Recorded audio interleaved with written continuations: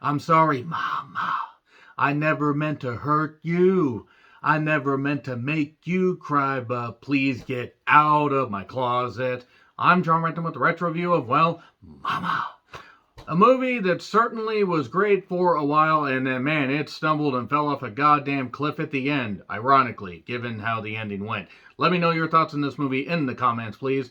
It's from the director of It. I don't have It Chapter 2 on Blu-ray, but they are all streaming on HBO Max. Well, maybe not concurrently, but you can stream them all, one after another, if you have literally too much time on your hands, like somebody that doesn't know how to handle spices. So, yeah, it's also written by Barbara Machetti, who I assume is of some relation to Andy, who is a director. She produced It in It Chapter 2, Electric Pennywise Boogaloo, and was also written by Neil Cross, who did episodes of Luther, the television show, not the AEW wrestler, and The Mosquito Coast, which I assume has nothing to do with the 1995 monster movie, Mosquito. If you've ever seen that, I'm sorry, it was rubbish. This has Jessica Chastain as Annabelle, not to be confused with the doll Annabelle, not to be confused with that doll, not to be confused with the 3 Annabelle movies that they did. Yes, the Conjuring universe managed to somehow wring enough money out of that fucking turnip, wring enough blood out of there to do 3 movies, and only Annabelle Creation was any fucking good. I regret giving Annabelle Comes Home a proper, high grade, when it really wasn't all that great. Yes, Jessica Chastain, who, my goodness, I forgot how hot she looked as a bit of a goth here. And she has a husband or boyfriend, Lucas, also Jeffrey, because he plays dual roles but only got 1 paycheck.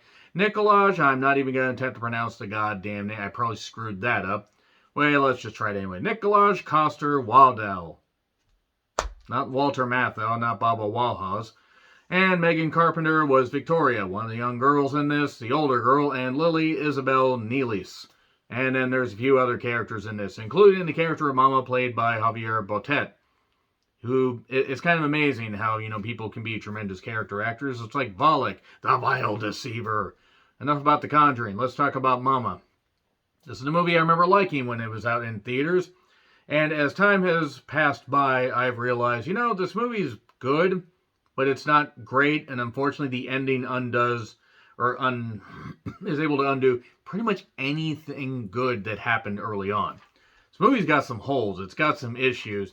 And if you don't know the plot, well, it's a retro review, so there'll be spoilers. Apologies. This movie's been out for almost a full fucking decade.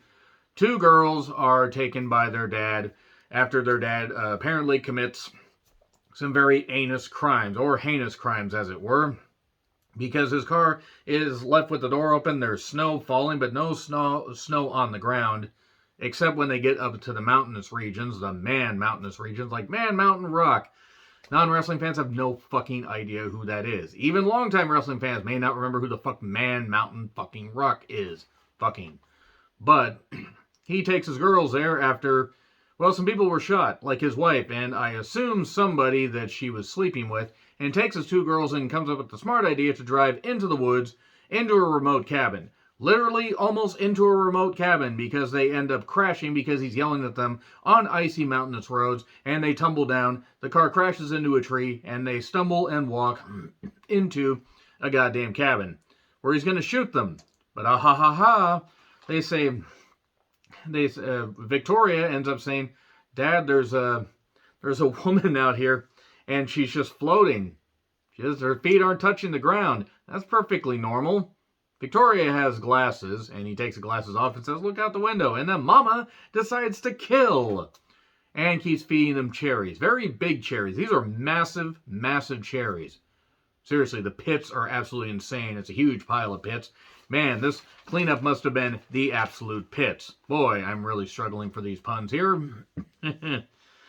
After a number of years, these girls are found where Lucas, who also played the brother Jeffrey, not to be confused with the giant giraffe that was the spokesperson for Toys R Us. I know, I'm disappointed too, because who wouldn't want to see a villainous toy giraffe just run roughshod over everybody? The closest you're going to get is Willy's Wonderland with all that bullshit. But in all seriousness, Lucas and Jessica Chastain, again, sweet Christ, Jessica looked great in this. They are a couple. They're living in an apartment. He does drawings for a living. She's in a band. an emo band or a rock band or something. She's not in the game Rock Band, even though everybody and their goddamn mother, brother, sister, and father too were in Rock Band at one point, and they had about 18 million versions of that.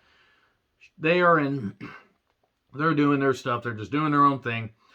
And what ends up happening is it turns out that Jeffrey had left some kind of inheritance or some kind of money that had gone to Lucas in the event of his death, I guess, because he's been funding search parties for 5 fucking years to find them. Okay, this search party, by the way, that consists of 2 people, one guy older than dirt, and another guy that was a drunk hick for some reason, and a bloodhound, not of the Bloodhound Gang, because you and me, baby, we ain't nothing but mammals, but we ain't gonna watch this dog do it on the Discovery Channel. Man, that song was weird. Man, that band was weird. Why the hell was that band ever a goddamn thing? Why do I remember that song? So moving on from that, they mentioned to Lucas, well, the last payment didn't clear, but we'll keep searching, because we're out here anyway. And the money is dried up, basically, and they're living in their apartment, so they got to find a way to make ends meet. But then, so they've been exploring these mountains all this goddamn time, off and on, for about 5 years. And they just come up with suddenly the brilliant idea of looking down and saying, hey, wait a second, there's a car in a tree, and that's the car that the brother was driving.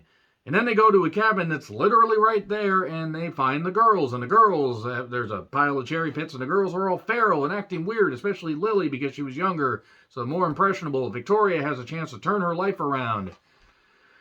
And the doctor, Dr. Dreyfus, as it were, not to be confused with Richard Dreyfus, says, well, these girls have a chance for a more normal life. Victoria especially. Lily may take some more love and affection. And the aunt, who lives on not an ant farm, ironically, not even on Alien Ant Farm, because it is just like the movies. This movie played out by its last scene. They won't cry, they won't scream. Okay, enough song references. Let's get back to this. Basically, they create a fictional character, Mama. Okay, I'm going to keep doing that, because why the fuck not? So the aunt's a bit bitchy. She wants custody of the kids, but she lives on the other side of the country. Emphasis on country, taking out the O with how this character is, if you get what I'm saying. Being careful here not to get suspended. And Lily isn't handling things well, while Victoria recognizes Lucas as her dad. Funny, because they're the same damn person, so of course, they're twins, and Victoria and Lily would be twins except for the age difference, so whatever. They actually do kind of look like sisters, I'll say that much. And then it turns out with a little bit more digging, there was a woman named Edith Brennan. Close enough, Brendan. It's like Home Movies. No, it's not like Home Movies, because there was actually some good animation here, though that was an entertaining show. So what happens is, the doctor digs more on this and does some hypnosis stuff on Victoria, trying to find out more about this. Finds out about this Edith, who lost her kid. She panicked, stabbed a whole bunch of people, as we find out, and ran off the cliff and jumped, and might as well jump. She ended up in the water. Her baby ended up caught on a tree branch and presumably died or was snapped on impact. I don't really have a goddamn clue. In all honesty, they don't really go into that, because the movie was, checks box art, PG-13. Well, that would absolutely explain why the ending was a bit of a downer, because it's hard to do PG-13 horror. They had a slap chop ad at one point. Remember the slap chop? Anybody remember that? Man, that thing was shit. You just slap it. You just do this, you bop it down and down and down. This does not look like a slap chop. It looks like I'm slapping it around and talking dirty to it, and that's only making it worse. So Lucas, at one point, at night, as opposed to during the day, gets shoved down some goddamn stairs. Easy for me to say. When he notices black moles and moths, because it's all about moths. Because moths are the bringer of something. It's the Mothman prophecies. The MothMama prophecies. Fucking screwing all this shit up. Basically, these moths and the black mold and the fact that, oh yeah, there's hands coming out of the wall and they push them down. Mama basically looks like a goddamn... Infinite Screaming Person, if the Infinite Screaming Person was designed by a sea cucumber, because the monster design isn't really that creepy. It really isn't. This movie kind of loses a lot of style points because it's really basic, and he will go on to direct better stuff like, of course, It and It Chapter 2, even though It Chapter 2 started to stumble a lot because it ran long. Didn't stumble as much as the second part of the 1990 miniseries, It sucked pond water and every other kind of water that could possibly poison you. And Lucas is in a coma, but the coma's temporary. And the doctor says, you're going to have to take care of them, Annabelle. I don't want to take care of them. Well, you fucking have to. Too bad. And they talk to the walls. They keep mentioning Mama. And there's some dirty, woodsy dolls right here. And the kids keep acting creepy. It turns out that Annabelle, even though she didn't want to become a mother, does have some affection towards the kids. She's trying to take care of them. She bonds more with Victoria, even though she understands that Lily has gone through a whole lot of shit. And don't go in the closet. Why? What's in the closet? Don't worry. Nothing. It's fine. You can just go in there. This kid slowly backs away. But she doesn't go in the closet. As the aforementioned, sorry, Mama, but get the fuck out of my closet. And Victoria showing early signs of dissociative personality disorder. Easy for me to say. And no, she's not. There actually is Mama. There's a ghost there. This ghost wants to right a wrong. And the wrong was some remains of the baby that has been locked away in this place for a while. This just underground area with a whole bunch of files and everything. It's just a shoebox with baby remains. Just sitting there for 100-some odd years. Because why the fuck not? Or maybe it's just been sitting there for a number of years and they finally found the remains and everything. And that's what activated Mama. Mama activate. It's like, it's Mama time. That would have been hilarious to watch the woman morph into a ghost like that. I demand that they remake this. They were actually apparently going to do a sequel. Probably good they didn't, given the ending. And we get more hypnosis. The doctor goes to the cabin. The doctor says, I know who you are. You're in the jungle, baby. That's not how the lyrics work. The doctor gets killed. At one point, Lily wants Victoria to come. Victoria, stay. No, I don't want to do this anymore. I want to have a normal life, you goddamn weirdo. And, well, then at one point, basically, things really start to go south. Mama, rushes out. She's like, Mama, stop. You promised. Leave her alone. Stop. Don't do this anymore. And Lucas escapes under the cover of daylight, just checking himself out of the hospital willy-nilly, despite the fact he probably wasn't in the best shape still. Annabelle decides to take the remains to the goddamn cliffs. This is after, by the way, the aunt arrives, having made a phone call earlier and was talking to Child Protective Services and took her camera out and was like, I'm going to take footage of this. And then Mama instantly kills her. Instantly. You barely had time to register what she was doing before she's like, ha ha! And then, basically what ended up happening is the Mama takes the girls to the cliff. She's going to take them with her. Apparently you can take it with you. That play lied to me. It lied to me. Man, that was tough to cover in college.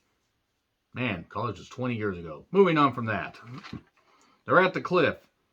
And Annabelle and Lucas meet because Lucas just happens to be out there and then rushes onto the road and just happens upon Annabelle while she's driving.